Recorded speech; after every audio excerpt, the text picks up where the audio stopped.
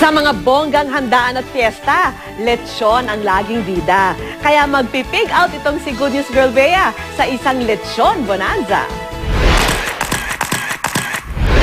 Pag sinabing handa ang Pinoy, iisa lang ang bida, ang lechon. Golden brown ang kulay, juicy at talaga namang nag-uumapaw sa sarap. Hindi raw kumpleto ang fiesta kapag hindi natikman ang lutong ng balat nito. Pero ang bida sa ating mga fiesta sa Espanya pala nagmula.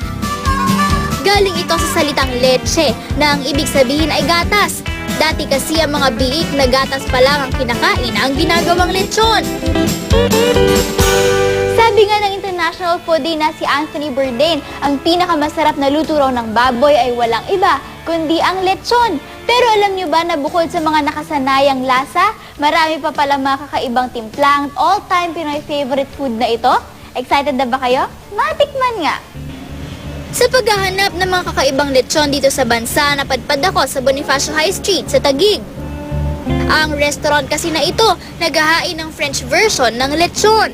Pork belly slab ang ginagawa nilang lechon, pero ang stuffing nito ang nagbibigay dito ng kakaibang European touch. Porchetta originated from central part of Italy. So in our version, we have different kind of porchetta, as in we use different kinds of herbs and other items inside our pork. Padali lang daw gawin ng stuffing. Pag okay na yung pagkahalo, pag na-mix na together, lagay na natin siya sa pork belly.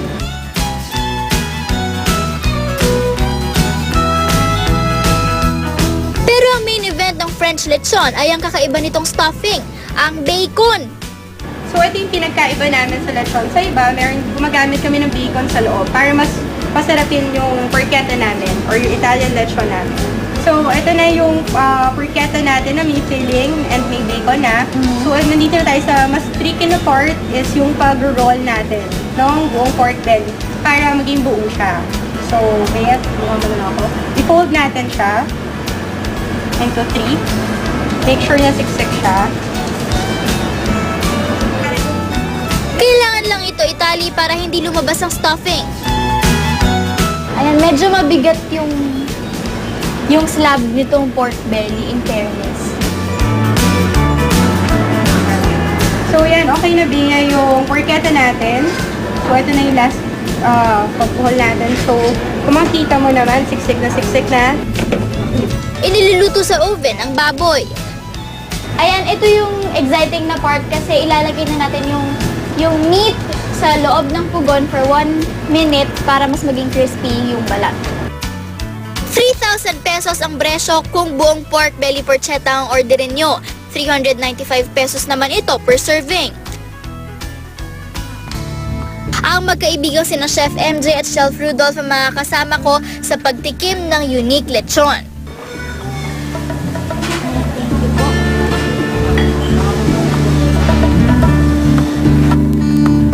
Masarap siya, very tender yung...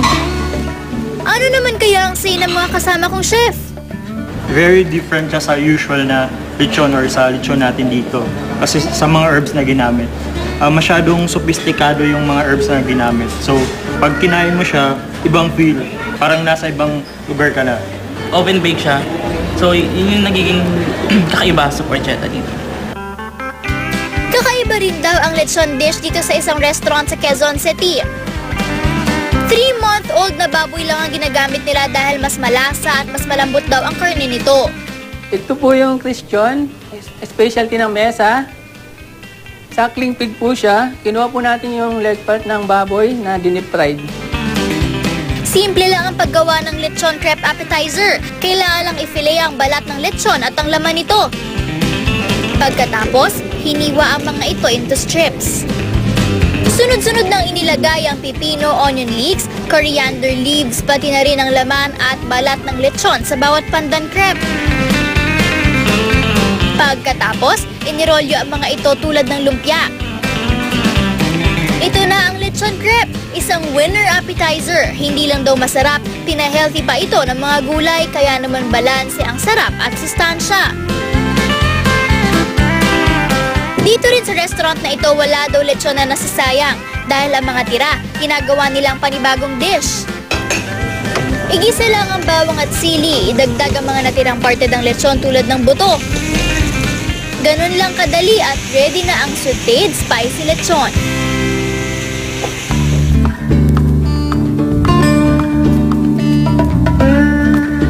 Yung lechon crepe, creative siya ginawa. Kasi pwede pala siyang appetizer. Usually, kinakain lang natin siya as ulam. Sa nakita ko, mga tira-tira lang pala to. Kaya, pag may mga tira-tirang mga lechon, pwede palang lutuin, mabilis. First time kong natikman tong sautéed lechon, yung pagkaanghang niya, nag-alis siya ng pagkaumay. Kasi ito yung taba-taba part or yung masarap siya pang kanin tsaka pang pulutan. For 1,000 pesos, dalawang kakaibang lechon dish na ang pwede niyong pagsaluhan. Kung may French lechon at lechon crepe, meron din palang lechon for the gods. Bukod sa mga prutas at pampalasa, mahalaga raw sa recipe ang puro at natural na asin. Wala raw itong halong kemikal kaya hatid nito ang kakaibang linamnam. Ginagamitan din ito ng extra virgin oil, herbs na galing pa sa Greece tulad ng thyme at ang Greek wine na nagpapasarap sa stuffing. But because of the stuffing, it's very juicy, and the juice absorb all the salty part. Because I'm trying to cook not too salty, not too sweet. Sa paggawa ng stuffing, iginasa muna ni chef ang sibuyas at bawang bago pigaan ang katas ng orange. Sunod naman niyang inihalo ang Greek wine. Pagkakulo, idinagdag na ang chestnuts at apples. Tinimplahan din ito ng chili flakes bago ilagay ang prunes. At kapag nahalo na, sinamahan na ito ulit ng orange. Pagkaluto ng stuffing, inilagay na ito sa loob ng maliit na baboy bago ito tahiin. Bago lutuin sa oven, tinusta muna ito gamit ang torch. Pinahiran din ito ng extra virgin olive oil. Inilagay na ito sa oven at pagkatapos ng 1 oras, pinahiran ulit ito ng oil at pinaliguan ng asin. Pagkatapos ng 2 oras na pagluluto, hiniwa at inihain na ang boneless Greek lechon na tinatawag nilang Gorno Polo. Mula 7,000 hanggang 12,000 pesos ang presyo ng Grecian lechon na ito. Ang foodie namang si Iza ang maghuhusga rito. Sarap niya kasi ang crispy nung balat niya tapos ang juicy nung laman. Then, para siyang hamon na hindi matamis. Yung stuffing niya, malat-alat na di matamis, pero masarap. Dito naman sa Tomas Morato, isang Japanese-inspired ang lechon na aming susubukan. Ang star of the recipe, ang deep-fried pork belly. Nilagyan ng special sauce ang tortilla at inilagay na ang lechon, pepino at onion leeks bago ito irolyo. Pagkaluto sa oven, hiniwa ito ng parang maki bago lagyan ng Japanese mayo.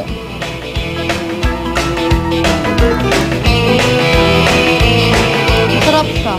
Yung linamnam nung lechong kawali tapos yung iba pang nilagay dito. Sari-sari man ang paraan ng pagluluto, nagkakaisa naman ng buong mundo sa pagkahumaling sa putahing ito. Pagdating sa pasaharapan magluto, number 1 tayo mga Pinoy dyan. Katulad na lang ng mga kakaibang luto ng lechon na pagdating sa lasa, amazing talaga!